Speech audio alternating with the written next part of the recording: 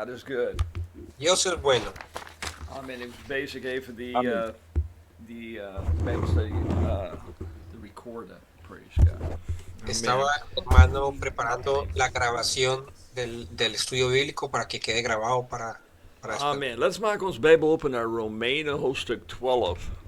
Abramos nuestras Biblias en el libro, en la carta a los Romanos, capítulo 12. Amén. Amen. En de Bijbelstudie vanavond is de wil van God. Y el estudio de esta noche es la voluntad de Dios. Amén. Amen. De wil van God. Amen. La voluntad de Dios. Amén. Romeinen hoofdstuk 12, vers 1 en 2. Vamos a leer los versículos 1 y 2 de Romanos 12. Amen. Romeinen hoofdstuk 12 vers 1 zegt, ik bid u dan, broeders, door de ontferming Gods, dat gij uw lichamen stelt tot een levende, heerlijke en Gods welbehagelijke offerande, welke is uw redelijke godsdienst. Amén, dice así el 1. Así que, hermanos, os ruego por la misericordia de Dios que presentéis vuestros cuerpos en sacrificio vivo, santo, agradable a Dios, que es vuestro culto racional. Vers 2. En wordt deze wereld niet gelijkvormig, maar wordt veranderd door de vernieuwing uw gemoeds, opdat gij moogt beproeven welke de goede en welbehagelijk en volmaakte wil van God zij. Y el versículo 2 dice, no os conforméis a este siglo, sino transformaos por medio de la renovación de vuestro entendimiento, para que comprobáis cuál sea la buena voluntad de Dios, agradable y perfecta. Amén. Amen. Nou, vanavond Amen. zullen wij een Bijbelstudie hebben over de wil van God. Como dije, esta noche vamos a tener un estudio bíblico sobre la voluntad de Dios. Amén. Dit is een onderwerp dat veel christenen niet begrijpen. Este es un tema o asunto que muchos cristianos no entienden. Amén. Amen. Praise God. Praise God. Ik hoor christenen vaak praten over de wil van God als iets heel mysterieus. Oigo a menudo personas o cristianos que hablan sobre la voluntad de Dios como algo muy misterioso. Amén. Amen. De wil van God is niet mysterieus, zeg maar. Pero la voluntad de Dios, hermanos, no es que sea algo misterioso. Is in werkelijkheid heel simpel. En realidad es algo muy simple. Hopelijk nadat wij het woord van God hebben gestudeerd, Yo espero de que nosotros hayamos estudiado la palabra de Dios, zal u de wil van God beter begrijpen. perdón, que la estudiemos para que de esta manera podamos entender lo que es la voluntad de Dios. Amén. Nou, ik wil beginnen. Ik wil de Bijbelstudie beginnen met een uitleg over wat de wil van God niet is. Y quiero empezar entonces este estudio bíblico diciéndoles a ustedes cuál no es la voluntad de Dios. Amen. Nou, de wil van God is geen voorbestemming. O sea, la voluntad de Dios no es como una predestinación. Amen. De wil van God is geen voorbestemming. La voluntad de Dios no es una predestinación. Amén. Amen. Nou, helaas denken veel mensen dat God's wil een vorm van voorbestemming is. Porque desafortunadamente muchas personas piensan que la voluntad de Dios es algo como predestinado. Amén. Nou, voorbestemming betekent dat u gelooft dat wij geen controle hebben over onze toekomst. Y entonces creer en predestinación significa que tú crees que no hay control sobre su futuro. En God de toekomst al heeft bepaald. Porque decimos Dios ya determinó el futuro. En als wij Gods wil doen of niet doen, is het doordat wij daarvoor zijn bestemd. Y entonces si nosotros hacemos la voluntad de Dios o no, digamos, pues no tendría caso porque ya todo está destinado. Zie, voorbestemming, en een nieuwe terminologie is predestinatie. Ya, entonces como el hermano lo dice, esa palabra como yo la estoy traduciendo en español es predestinación. Voorbestemming is een valse leer. Eso es una falsa doctrina, hermanos. Zie, het is een leer die zegt dat God heeft voorbestemd wat zal gebeuren. Es una doctrina que indica que Dios ha predestinado todo lo que ha de ocurrir, amén. Vooral met betrekking tot onze redding. Sobre todo en lo que concierne a nuestra salvación. Natuurlijk kunnen we wel praten over wat God heeft voorbestemd voor in de toekomst dat hij zal terugkomen. Claro que nosotros sabemos de que Dios ha predestinado ciertos acontecimientos del futuro que van a ocurrir, amén. Maar met betrekking tot onze redding, Pero en lo que concierne a nuestra salvación, het is niet voorbestemd. allí no hay predestinación, amén. Voorbestemming leert dat God al heeft bepaald wie gered zal worden en wie niet. Porque una predestinación entonces significaría que Dios ya ha determinado quién será salvo y quién no. God heeft het bepaald. Que Dios ya lo determinó. En dat is een valse leer. Pero esto también es una falsa doctrina. Zie, of u gered zult worden, wordt bepaald door uw eigen daden. Porque hermano, tu salvación está determinada por tus propios actos. Amén. Amen. Of u naar de hemel gaat, of als u naar de hel gaat, is het uw keuze. Entonces, si tú vas al cielo o terminas en el infierno, hermano, es tu decisión. Amén. Amen. God heeft ons vanaf het begin het vermogen gegeven om te kiezen. Porque Dios desde el principio nos ha dado a nosotros esa capacidad de escoger. Het vermogen om te kiezen maakt ons speciaal, zeg maar. Y esa capacidad de poder escoger nos hace a nosotros unos seres especiales. Amén. Amen. God wil dat de mens hem vrijwillig dient. Entonces, hermanos, Dios quiere que las personas le sirvan a Él voluntariamente. Amén. Amen. Hij maakt het zodat wij kan hem vrijwillig dienen. Halleluja. Él lo hace de esa manera para que nosotros lo hagamos de nuestra voluntad. Amén. Amen. Mensen die vrijwillig voor hem hebben gekozen om hem te dienen. Y las personas que son personas que han escogido voluntariamente de servirle a Dios. Dat is de schoonheid van een vrije wil, praise God. Esa es la pureza, digamos, de lo que es el libre albedrío. Amén. Amen. Zie, als God ons deze gave niet had gegeven. Hermanos, perdón. Dat is oké. Als God ons deze gave niet had gegeven. Si Dios no nos hubiese dado a nosotros este don, dan zal onze relatie met God net zo zijn als een vooraf geregeld huwelijk. entonces nuestra relación con Dios sería como esas bodas que ya han sido arregladas. Amén. Amen. Amén. In een vooraf geregeld huwelijk hebben de vrouw en de man geen keuze. Y en esas bodas que ya han sido arregladas con anticipación, el hombre y la mujer ya no tienen más, digamos, como escogencias. Amen. Praise God. God wil geen vooraf geregeld huwelijk met zijn kerk. Dios tampoco quiere tener una boda arreglada con su iglesia, amén. Hij wil een relatie waarin wij vrijwillig voor hem kiezen. Sino que Él quiere que nosotros escojamos por una relación voluntaria de parte nuestra con Él, amén. Als een voorbeeld, mijn vrouw weet dat ik van haar hou, omdat ik koos met haar te trouwen.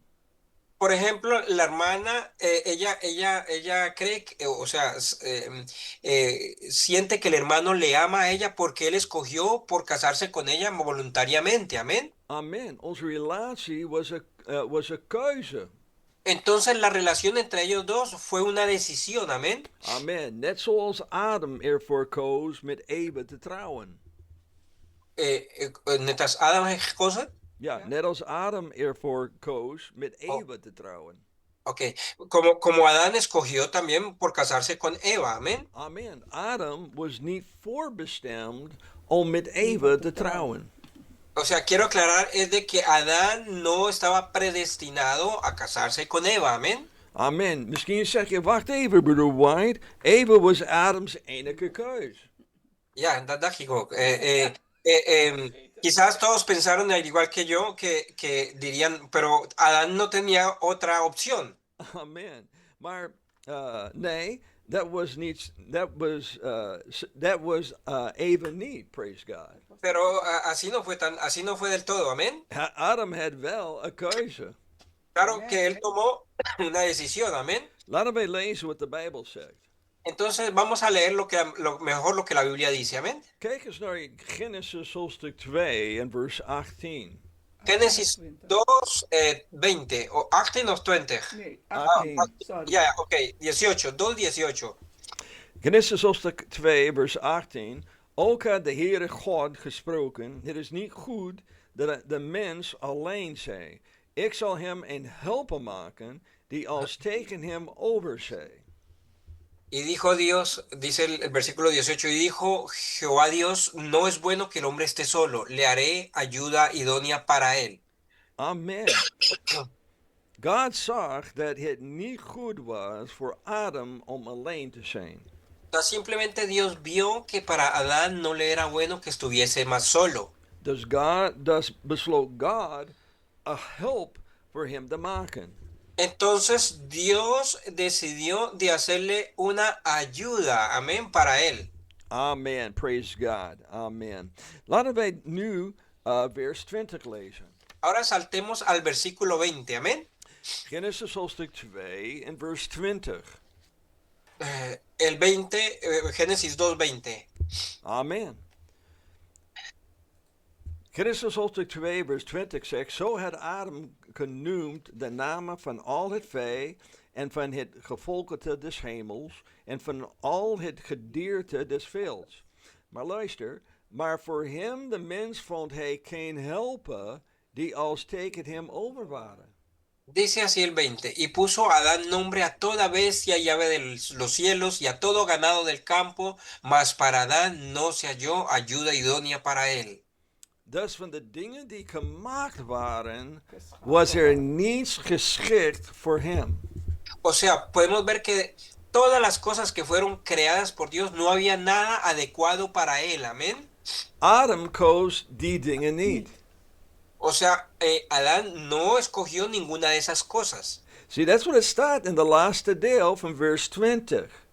Porque está escrito, o lo podemos deducir de la última parte del versículo 20, amén. Hij zegt, maar voor de mens vond hij geen helper die als tegen hem over waren.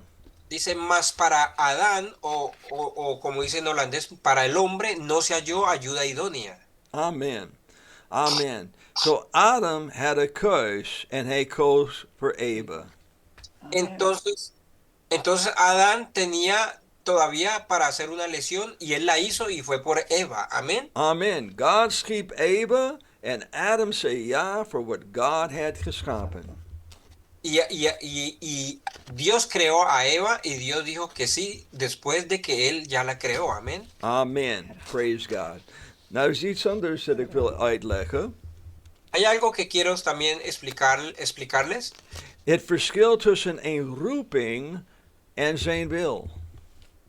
Quiero también hacer una aclaración sobre la diferencia que hay entre el llamado y su buena voluntad.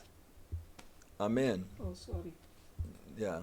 Amén. Amen. My help is niet. Amen. Praise God. No hay ayuda idónea. Amen. Amen. Het verschil tussen een roeping en zijn wil. La diferencia entre entre un llamado y su voluntad. Amén. Amen. Dit is iets waar christenen vaak door elkaar halen. Esto es algo que muchas veces, digamos que los cristianos se confunden. Amén.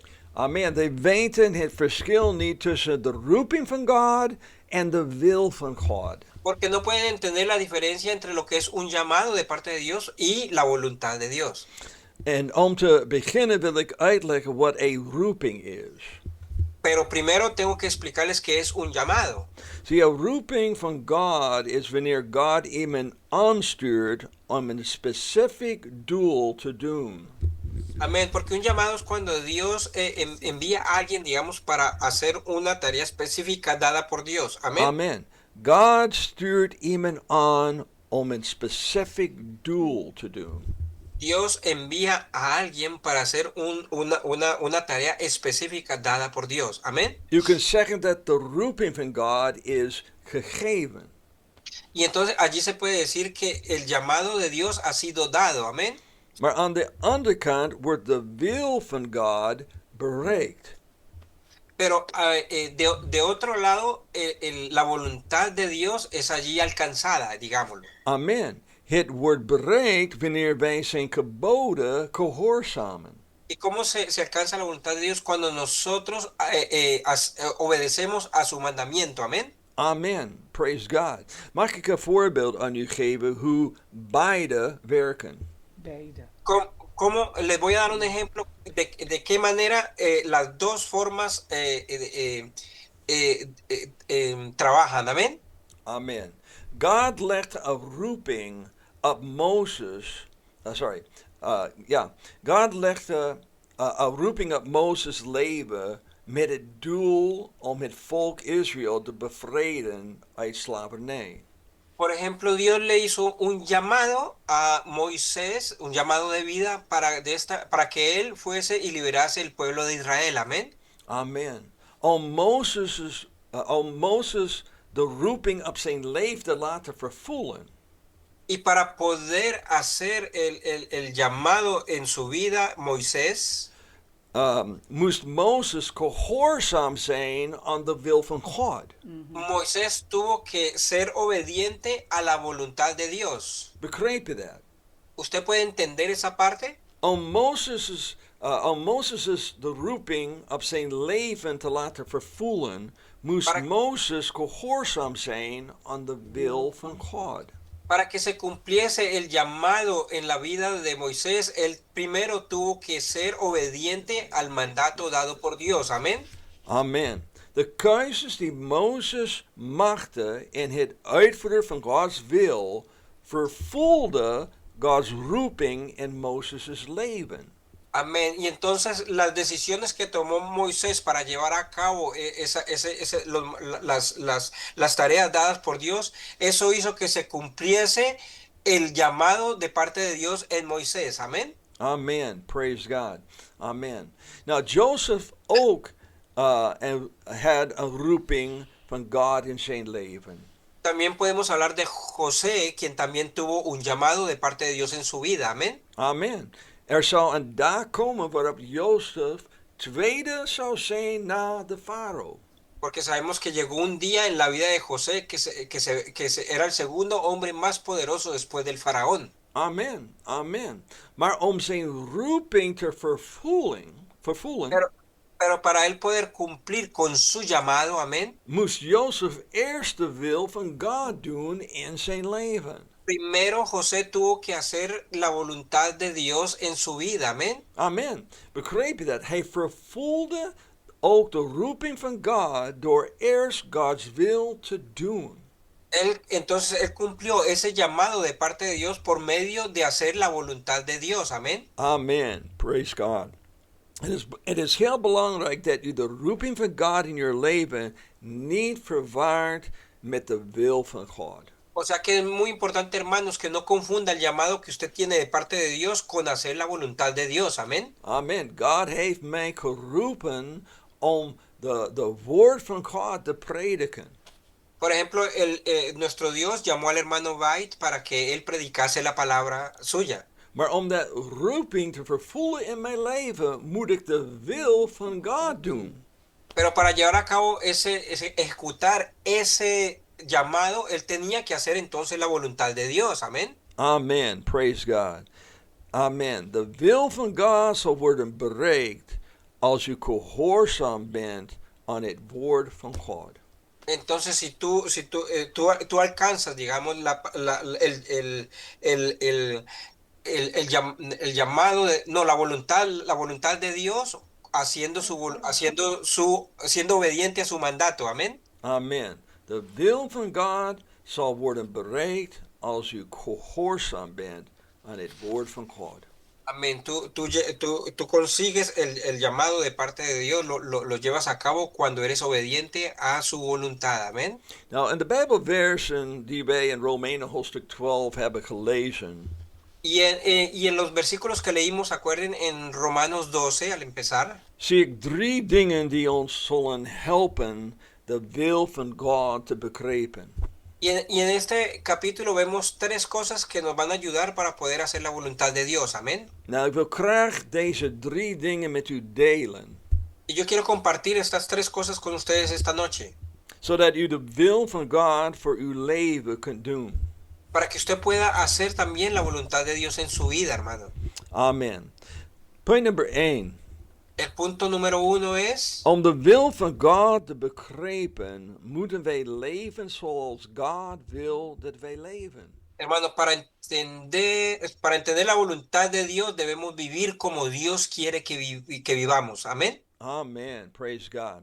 Kijk eens naar Romeinen hoofdstuk 12 vers 1. Entonces dijimos que íbamos a leer Romanos 12, ahora el capítulo 1. Amén. Het staat, ik bid u den broeders, door de ontferming Gods, dat gij uw lichamen stelt tot een levende, heerlijke en God welbehagelijke offerande, welke is uw redelijke godsdienst. Dice así, así que hermanos, os ruego por la misericordia de Dios que presentéis vuestros cuerpos en sacrificio vivo, santo, agradable a Dios, que es vuestro culto racional. Amén. Amen. Zie, als u de wil van God wilt begrijpen, is dit het eerst wat u moet doen. Hermanos, si tú quieres entender la voluntad de Dios, esto es lo primero que tú debes de hacer. Zie, Paulus schrijft en zegt dat wij ons lichaam als een levende offer moeten stellen. Dice que nosotros debemos de presentar nuestros cuerpos como sacrificio vivo, dice el apóstol Pablo. Hij zegt dat wij moeten heilig zijn. O sea, está diciendo que debemos de vivir en santidad, amén. Paulus zegt dat dit voor God een welbehagelijke offerande is. Porque dice aquí que es un culto racional y agradable para Dios, amén. En het is uw redelijke godsdienst. Que es el culto, que es agradable a Dios y es el culto racional, amén. Amen. Redelijke godsdienst betekent dat het minst is wat u voor God kunt doen.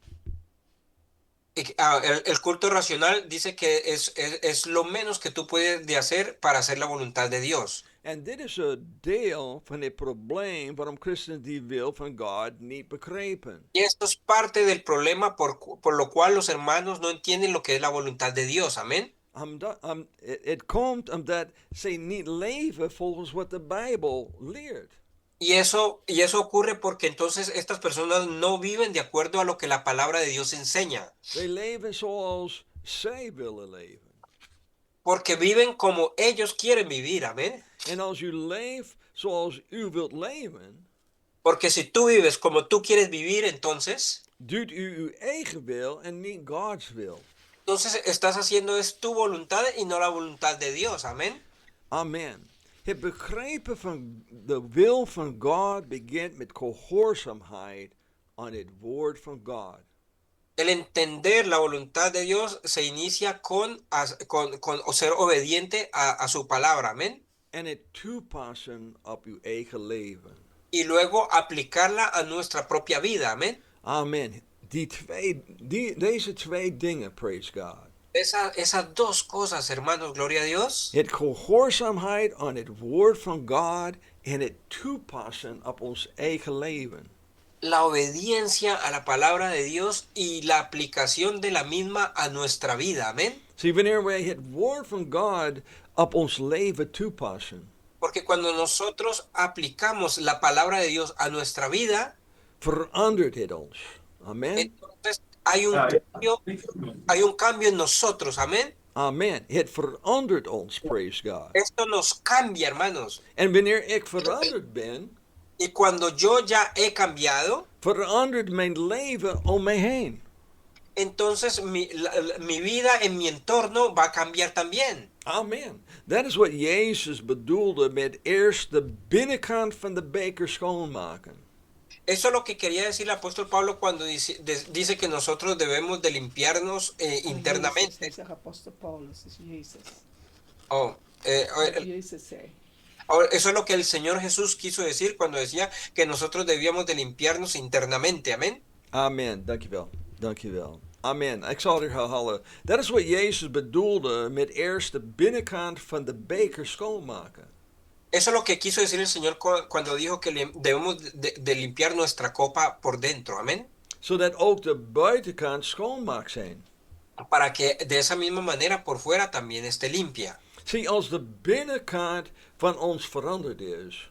Entonces, si nuestro interior, hermano, ya ha sido cambiado, zal dat ook een invloed hebben op de buitenkant. Praise God. entonces seguro que esto va a tener influencia también en tu parte externa. Amén. En de verandering komt door de kracht van de Heilige Geest die in ons werkt.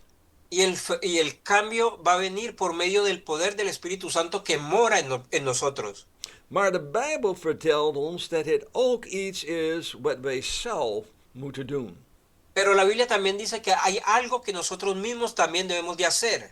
Kijk eens naar 2 Corinthians, hoofdstuk 7 en vers 1. Miremos 2 de Corintios 7:1, amén. 2 Corinthians, hoofdstuk 7, vers 1 zegt, terwijl wij dan deze beloften hebben, geliefden, laat ons onszelf reinigen van alle besmetting des vleeses en des geestes, voleindigende de heiligmaking in de vreze Gods. Dice el 1, así que, amados, puesto que tenemos tales promesas, limpiémonos de toda contaminación de carne y de espíritu, perfeccionando la santidad en el temor de Dios. Amen. Laten wij onszelf reinigen van alle vuilheid van het vlees. Hermano, dice, limpiémonos nosotros mismos de toda contaminación de la carne. Amen. Zie, deze vieze dingen verdwijnen niet zomaar vanzelf. Hermano, y estas cosas tan sucias en nuestras vidas no van a desaparecer por sí mismas. Aan sommige van deze dingen zullen wij zelf moeten werken. Porque en algunas de ellas nosotros mismos vamos a tener que trabajar, amén. Maar met de hulp van de Heilige Geest zullen wij het kunnen doen. Amen. Hermano, pero les digo que con la ayuda del Espíritu Santo sí que lo vamos a poder hacer, amén. Amen. Verandering is mogelijk en begint van binnenuit. El cambio es posible, hermano, pero empieza primero internamente, amén. Amen. Punt nummer 2. Punto número 2. Om de wil van God te begrijpen, moeten wij leren onze wil over te geven aan Gods wil. Dice, para entender la voluntad de Dios debemos de aprender a entregar nuestra voluntad a la buena voluntad de Dios. Amen. Amen. Kijk eens naar Romeinen hoofdstuk 12, vers 2, de eerste deel. Volvamos a Romanos 12, pero miremos la primera parte, amén. En wordt deze wereld niet gelijkvormig. La primera parte del versículo 2 dice, no os conforméis a este siglo. Als wij willen leren onze wil over te geven aan Gods wil, Si nosotros queremos someter nuestra voluntad a la voluntad de Dios, kunnen wij niet gelijkvormig aan deze wereld. entonces nosotros no podemos estar conformes a este mundo, amén. Amen. Zie, deze stap is eenvoudig als u de eerste stap hebt voltooid. Y este paso será sencillo si usted ya ha podido cumplir con el primer paso. En u bent van binnenuit veranderd. Y estoy hablando de que ya ha sido cambiado internamente, amén. Zie, het probleem met vele christenen is dat zij van binnen nog niet veranderd zijn. Mira que el problema en la mayoría de los cristianos es que no han podido cambiar internamente. En daarom worstelen zij met het behouden van een geestelijke levensstijl aan de buitenkant. Y entonces por eso es que ellos tienen esa lucha tan difícil de mantener un patrón de vida cristiano también en su lado externo. Amén. Amen. Als u van binnen veranderd bent, Porque hermano, si ya has sido transformado internamente, is het gemakkelijk om gehoorzaam te zijn in het doen van de dingen die God behagen. entonces para ti te va a ser más fácil ya de ser obediente a todas esas cosas que le agradan a Dios. Het is gemakkelijk om zijn wil te doen in plaats van onze wil te doen. Y allí va a ser más fácil entonces de hacer su voluntad y no la nuestra. Amén. Omdat wij wil God behagen, praise God. Porque nosotros ya vamos a estar agradando a Dios. Zie, de Amén. Bijbel zegt in 1 Johannes hoofdstuk 3 en vers 22. La Biblia dice en primera de Juan 3:22. 1 Johannes 3 vers 22 zegt, en zo wat wij bidden ontvangen wij van hem, terwijl wij zijn geboden bewaren en doen hetgeen behagelijk is voor hem. Dice, y cualquiera cosa que pidiéramos la recibiremos de él porque guardamos sus mandamientos y hacemos las cosas que son agradables delante de él. Amén. Amen. Je ziet, het is niet alleen zijn geboden bewaren, maar het is te doen wat is behagelijk voor hem. Si vemos que no solamente es guardar sus mandamientos, sino también hacer todo lo que para él es agradable. Amén. Amen. Dat is de sleutel tot het doen van de wil van God. Y esa es la llave, hermanos, para poder hacer la voluntad de Dios. Het is om de dingen te doen die in zijn ogen behagelijk zijn. O sea, se trata de hacer las cosas que a sus ojos son agradables. Amen. Dat is ik zei. Als we wil, niet onze wil doen, maar Gods wil doen, dan wij moet God behagen. Entonces, como les dije, si no queremos hacer más nuestra voluntad, sino la voluntad de Dios, entonces debemos de buscar de agradar a Dios. Amen. Nou, dit is een vraag die wij onszelf moeten stellen als wij niet weten of het de wil van God is of niet. Y esa es una pregunta que nosotros nos debemos de hacer a nosotros mismos cuando queramos saber, ¿estoy haciendo la voluntad de Dios o no? Wij moeten deze vraag stellen. Nos tenemos que hacer preciso esa pregunta. Zal dit God behagen? ¿Será que eso que estoy pensando le agrada a Dios? Amen. Voordat wij iets doen, moeten wij deze vraag stellen. Entonces, antes de hacer eso o algo, debemos siempre formularnos esa pregunta. Zal dit God behagen? ¿Será que eso le agrada a Dios? Amen. De wil van God is om zijn geboden te gehoorzamen. La voluntad de Dios, hermanos, es que nosotros obedezcamos sus mandatos En de dingen te doen die hem behagen. y de hacer todas esas cosas que a Él le agradan. Amén. En wanneer wij beginnen dat te doen, Y cuando empezamos ya de hacer esto, hermanos, doen wij onze wil niet meer, maar zijn wil. allí ya no estaremos haciendo más nuestra voluntad, sino la voluntad de Él. Amén. Amen. Praise God. En mijn last point vanavond is point 3. Y el último punto de esta noche y punto 3 es, Om de wil van God te begrijpen, moeten wij onze meer van denken veranderen. hermanos, para poder entender la voluntad de Dios, debemos de poder entender nuestra manera de pensar. Amén. Amen. Laten we kijken naar Romeinen, hoofdstuk 12 en vers 2. Volvemos a Romanos 2, versículo 2. Amén. Amen. Romeinen hoofdstuk 12 vers 2 zegt, maar word veranderd door de vernieuwing uw gemoeds, opdat gij moogt beproeven welke de goede en welbehagelijke en volmaakte wil van God zij. Continuando el versículo dice, sino transformaos por medio de la renovación de vuestro entendimiento para que comprobéis cuál sea la voluntad de Dios, agradable y perfecta.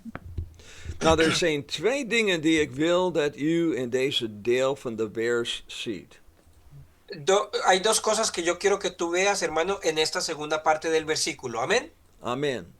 Nummer 1, dat u uw denkwijze of uw gemoeds moet vernieuwen, zodat nummer 2, u kunt bewijzen wat de wil van God is. Of dat u kunt testen wat de wil van God is.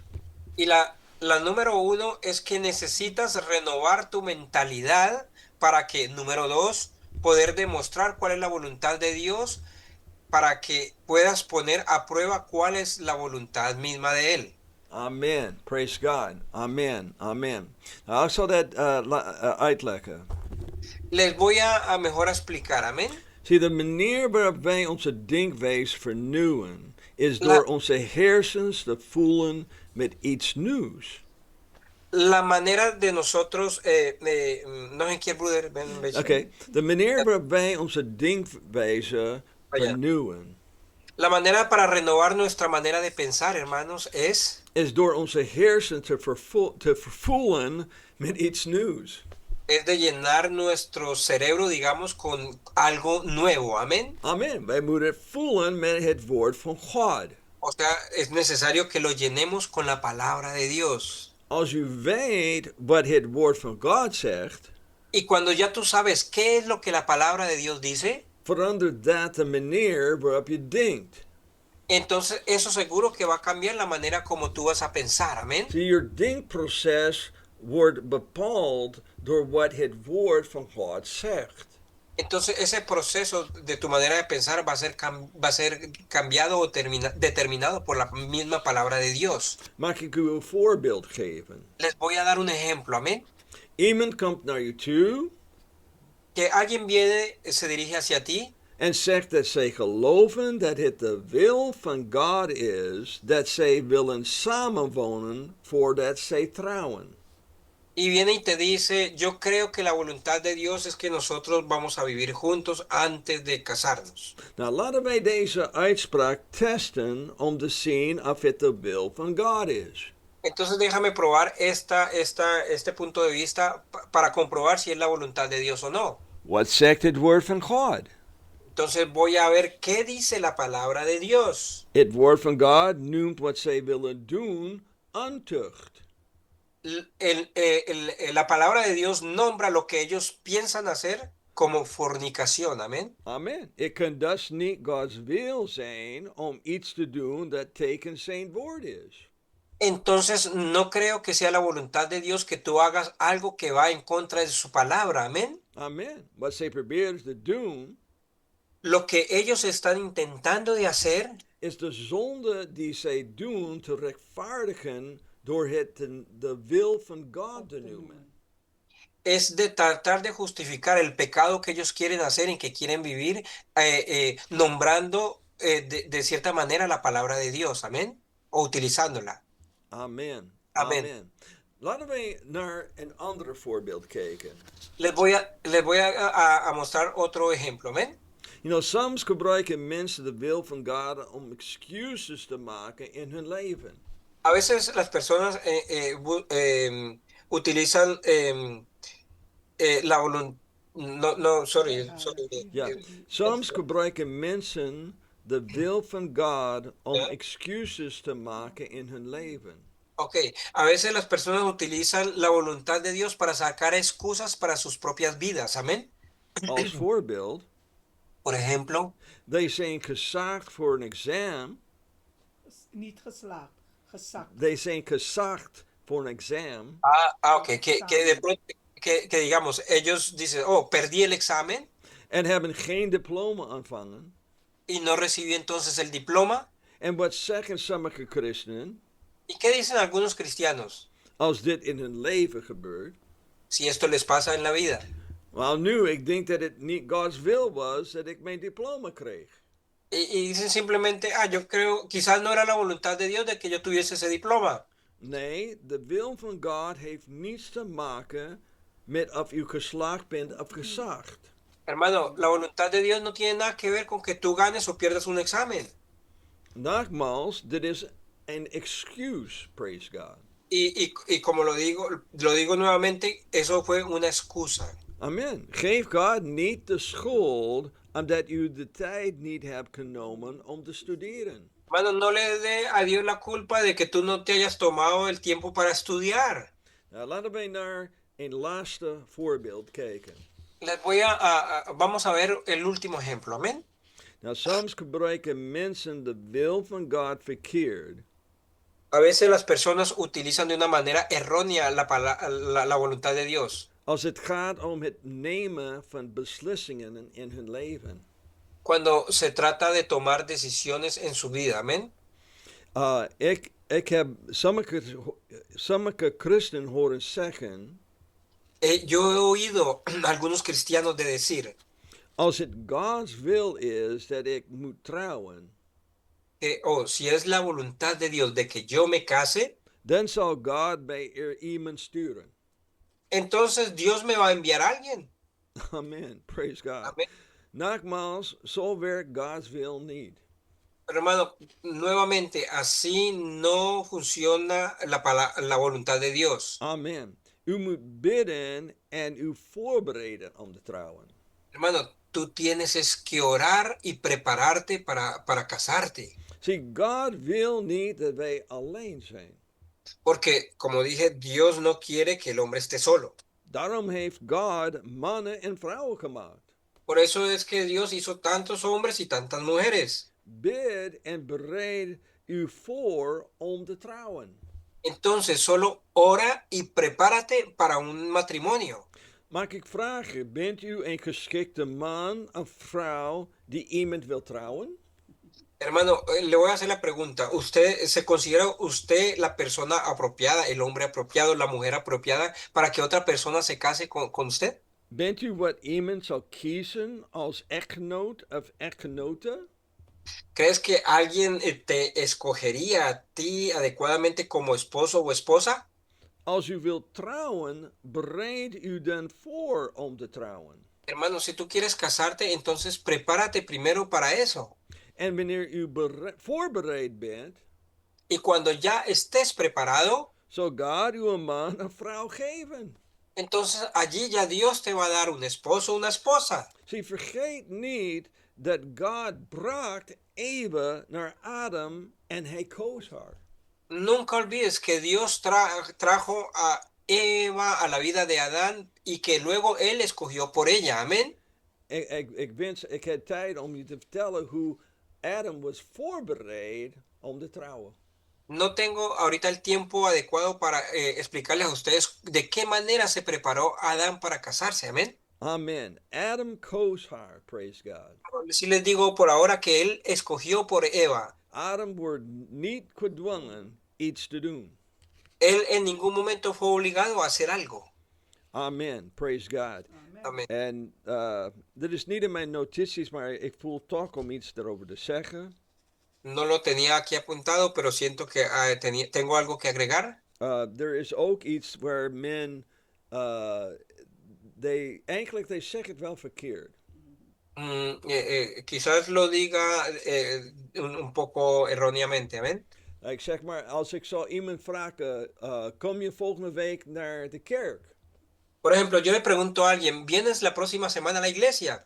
En men zegt, als het is God's wil, ik zal naar de kerk komen.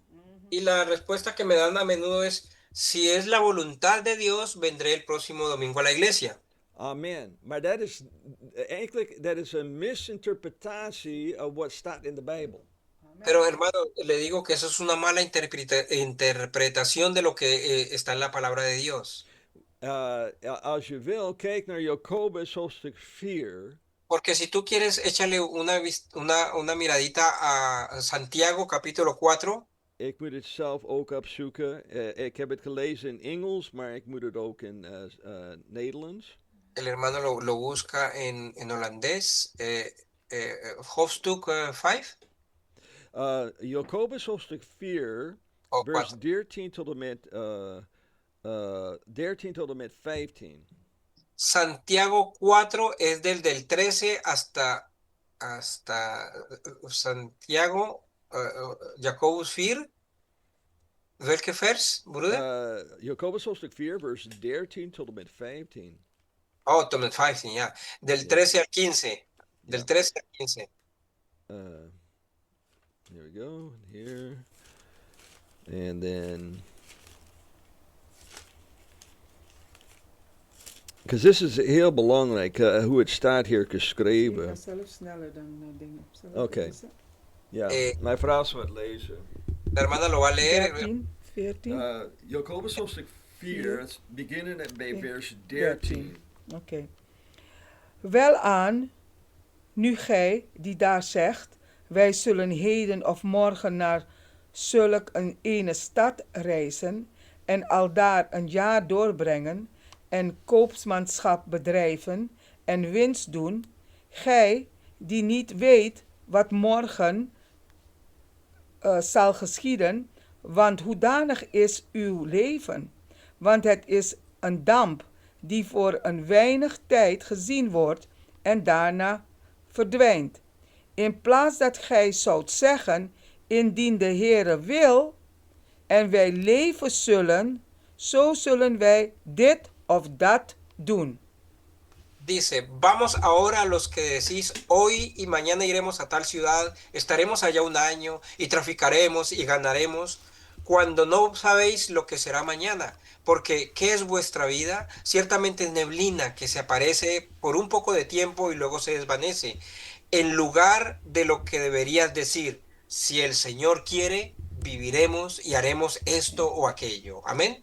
Amen. Zie, Eigenlijk vroeger, 16, 17. wij hebben enkele gezegd, dat is wat staat hier in de Bijbel.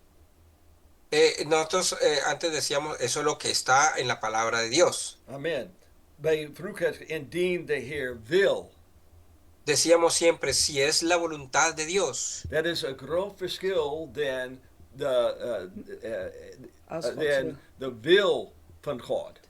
Y es algo muy diferente a decir si esto es lo que Dios quiere. Amen. Indien de Heer wil, heeft te maken met een plan. Mhm.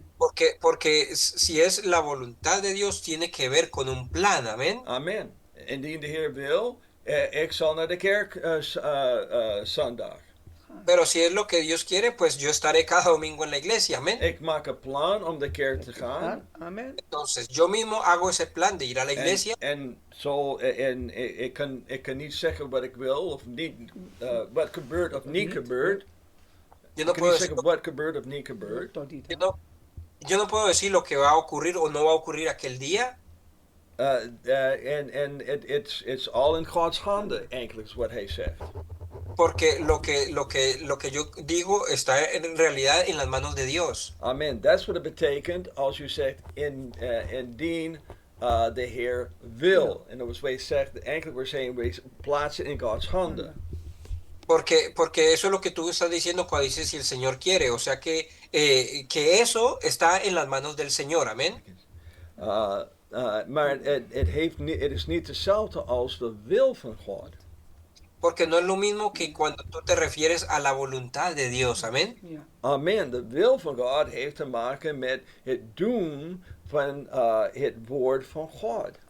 Porque cuando hablamos de la voluntad de Dios ya tiene que ver con algo que se hace de acuerdo a la palabra de Dios. Amén. Het staat in vers 17 precies. Vers 17. Ja, in vers 17 staat het precies. Wie dan weet goed te doen Oh, en ja. het niet doen, die is het zonde. Y el Vers 17 17. el 17 lo aclara de una manera sencilla diciendo así. Ja, Eh, amen. Al que sabe hacer lo bueno y no lo hace, le es pecado. Amen. Praise God. Zie, als ik zei, ik hoop indien Gods wil is, ik zal op vakantie gaan Dat is iets anders. in juni. Entonces, como decimos a veces, si es la voluntad de Dios, yo iré de vacaciones In juni. en junio. Ja, Amén. juni. Ja. En dat heeft niets te maken met de wil van God in mijn leven. Pero eso no tiene que ver con la voluntad de Dios para mi vida. Amén. Es otra Amen. cosa. Ik leg het in Gods handen wat zal gebeuren in de toekomst. Lo que estoy diciendo allí es que yo pongo en las manos de Dios lo que va a pasar en este futuro, en ese tiempo. Amen. Praise God. Maar Gloria a Dios. ik ben, dat is iets waar mensen, dat heeft niks te maken met de wil van God. Y es que hay cosas, hermanos, que digamos, no tiene que ver con la voluntad de Dios. Amén. Amen. Praise God. Amén. Praise God. So God's will is heel eenvoudig. Entonces, hermanos, la voluntad de Dios es muy sencilla. Het is om zijn woord te gehoorzamen en een leven te leiden dat in zijn ogen wel behagelijk is.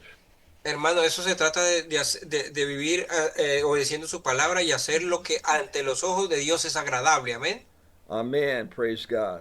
Amen. De wil van God is niet iets dat vooraf bepaald is. Entonces, la voluntad de Dios no es algo que ya esté, digamos, predeterminado. Amén. Het is niet voorbestemd. No es predestinado. Het is ook niet hetzelfde als een roeping. No, y tampoco es lo mismo que un llamado. Zie, de wil van God wordt het best begrepen wanneer wij leven zoals Hij wil dat wij leven. Y la voluntad de Dios la podemos entender mejor cuando nosotros vivimos como Él quiere que nosotros vivamos. Amén. Wanneer wij klaar zijn om onze wil aan zijn wil over te geven. Cuando nosotros estamos ya dispuestos a someter nuestra voluntad para hacer la voluntad de Él. En tenslotte, wanneer wij onze manier van denken veranderen. Y para terminar, cuando nosotros cambiamos nuestra manera de pensar, amén. Amen. Wilt u de wil van God in your leven doen vanavond? La pregunta esta noche, hermanos, que tú quieres hacer la voluntad de Dios para tu vida. Wel, doe dan deze dingen en God zal je zegenen. Entonces, haz estas cosas que hemos estudiado hoy y verás que Dios te va a bendecir, amén. Amen. Laat ons bidden dat wij de wil van God zullen doen. Vamos a orar para que nosotros podamos hacer la voluntad de Dios, amén. Amen. Praise God. Heer Amen. Jezus, ik dank